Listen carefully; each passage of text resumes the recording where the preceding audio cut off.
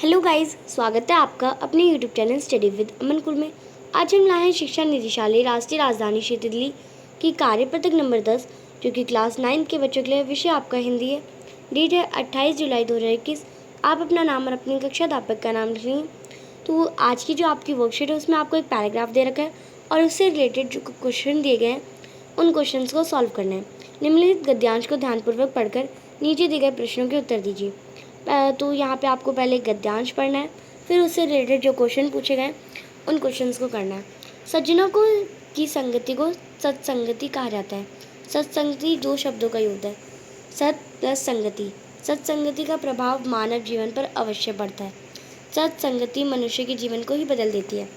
मनुष्य अपने जीवन में सफल होगा या असफल होगा ये उसके भाग्य पर नहीं, संगति पर निर्भर करता है। या तो आप समझ ही रहे होंगे कि हमारी संगति जैसी होगी, हम जैसा देखते जाएंगे हम वैसे ही होते जाएंगे। सत्संगति बहुत ज़रूरी होती है। महापुरुषों का सत्संग मानव का कल्याण करता है। जो महापुरुष होते हैं उनके अगर हम सत्संग में जाते हैं तो वो मानव जीवन के लिए बहुत कल्याण होता है।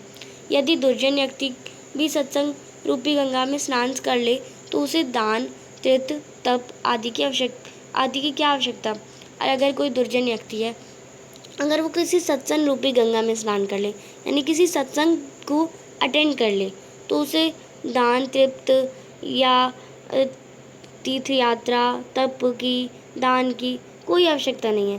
सत्संग में होने वाला मरण भी मनुष्य का उद्धार कर देता है।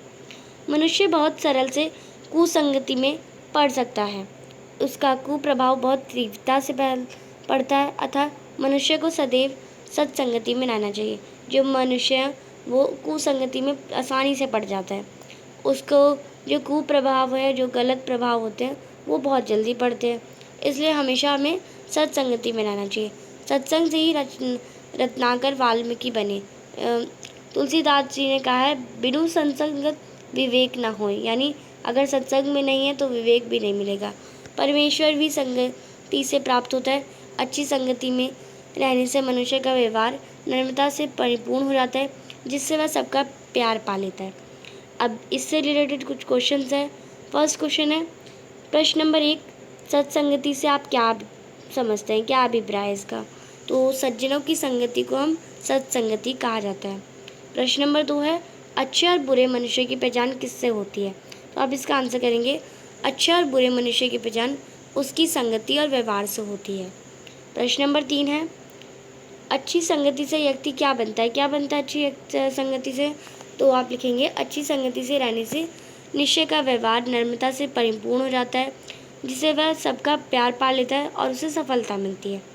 प्रश्न नंबर 4 है, गद्यांश के अनुसार किसका कुप्रभाव मनुष्य पर तीव्रता से पड़ता है। किसका कुप्रभाव पड़ता है तीव्रता से। कुसंगति का प्रभाव मनुष्य तीव्रता से पड़ता है। तो आप लिखेंगे, तो ये प्रश्न नंबर 5 है, उपयुक्त गद्यांश का उचित शीर्षक लिखिए। यानी एक आपको जो गद्यांश दे रखा है संगति से, सत्संग से रिलेटेड, तो उसका आपको एक नाम देना है। तो आप इसका नाम देंगे संगति का प्रभाव। आप सत्संग लिख सकते हैं या सत्संगति लिख सकते हैं, तो जो आप लिखना चाहें आप वो लिख सकते हैं। आपको एक अच्छा सा शीर्षक लिखना है। यहाँ मैंने आपको संगति का प्रभाव दिया, आपको मैंने और बताया सत्संगति, संगति, तो आप कुछ भी लिख सकते हैं। तो ये थी आपकी आज की वर्कशीट।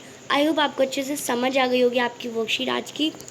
अभी तक आपने मेरे चैनल को सब्सक्राइब नहीं करा तो प्लीज़ मेरे चैनल को सब्सक्राइब करें और उसके बाद आने वाले बेल आइकन को प्रेस कर दें, जिससे आपको वर्कशीट्स की वीडियोस की नोटिफिकेशन मिलते रहें। हम आपके लिए इतनी मेहनत करते हैं, तो आप एक सब्सक्राइब तो ज़रूर कर सकते हैं। आपकी एक सब्सक्राइब से मुझे बहुत खुशी मिलती है। ये वीडियो अच्छी लगी तो उसे लाइक करिए, दोस्तों के साथ शेयर करिए, और आपने हमारा टेलीग्राम ग्रुप ज्वाइन नहीं किया तो आप उसे ज्वाइन कर सकते हैं, और आप हमें इंस्टाग्राम पे भी फॉलो कर सकते हैं। Thanks for watching video. Bye bye guys.